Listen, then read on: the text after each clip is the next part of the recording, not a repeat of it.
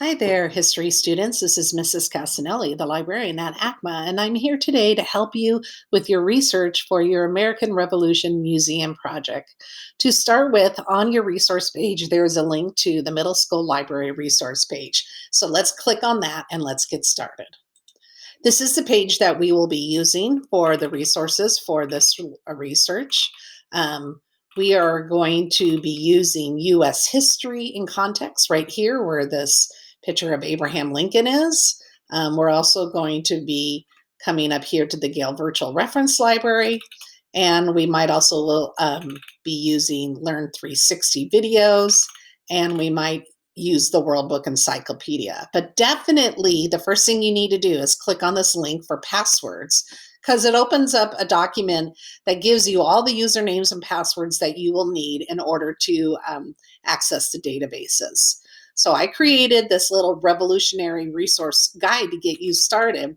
So everybody's going to be doing some research on the Declaration of Independence, and double check with your teacher how many other choices you are going to be putting into your museum. So one of the sources that I'm going to teach you about is U.S. history in context. So when I first click on this and open it up, the very first time you get into it, it's probably going to ask you for that password. So you're going to have to know how to find that password. But since I was in there today, I don't need to do it again. Now, I notice when I click here on Browse Topics, the U.S. History database has tons and tons and tons of different information all about American history.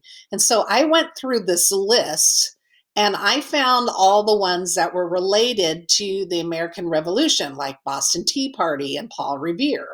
So, and I put them a link here on this list for you. And it doesn't mean that these other topics up here aren't in the database. It's just that when you click on one like the Declaration of Independence, what it's going to do, it's going to take you right to this research page.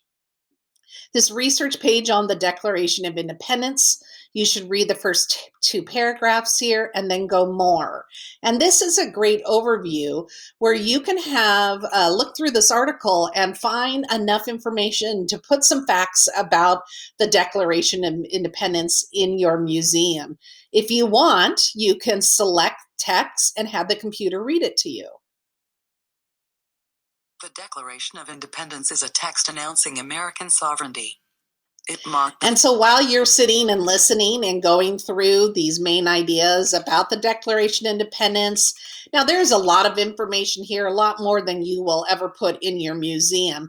But it would be kind of interesting if you found some facts or something that maybe nobody else knew, some fun fact about the Declaration of Independence. For each of your museum sources, you need to come up here and see where this link, grab the link, select it, and do a Control-C to copy it so that you can paste that link in your museum resource page to show that's where you got the information. So all the topics that have a research starter, they're going to have like a paragraph here that you can read, and then they're going to have all these other articles about famous people, some biographies about people, some videos to watch, some news articles, magazines, if you're looking for additional information that you want to share in your museum. So that's how you're going to use the resource guide. I think a lot of your topics are going to be here. If there is a topic that doesn't have a research starter, like Battle of Bunker Hill, that is still included in the database. When you come up here, all you have to do is come up to the top and just put a search in. And it will still give you an article. It just may not have that research starter up at the top. So most likely you'll just need to go to the reference section and find an article from that UXL Encyclopedia of U.S. history. This article is a little bit shorter, may not have everything you need to know. You can still listen to it. The link is up here too. So that's, I think for most of you, you're probably just going to be using the U.S. history in context. But if you are looking for information a little different, there are a couple other databases that you can use. These are 3 books that I found that will have information about Bunker Hill and Declaration of Independence and Boston Tea Party. And if you are interested in looking one of those, you can. If you want to look in one of the World Book encyclopedias. And then the last one, which might be kind of interesting to look at, is the Learn 360. What this is a collection of, don't forget to put in the username and password, but this is a collection of videos that you can watch. So if I'm looking for Battle of Bunker Hill, what a lot of times what they'll do is they'll have a 20 or 25-minute video on the American Revolution or some topic. And then what they'll do is they'll have one little segment out of that whole larger video that will just be on the topic that you are interested in.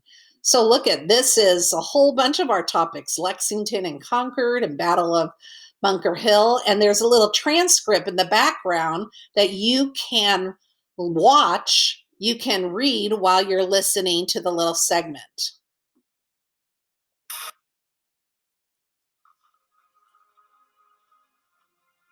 Behind Howe were rows of brilliant red coats, the gleaming bayonets, the drums, the music.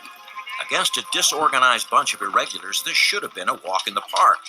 But suddenly, the walk in the park. Okay, so that is another resource that you can use if you like to use videos to help you.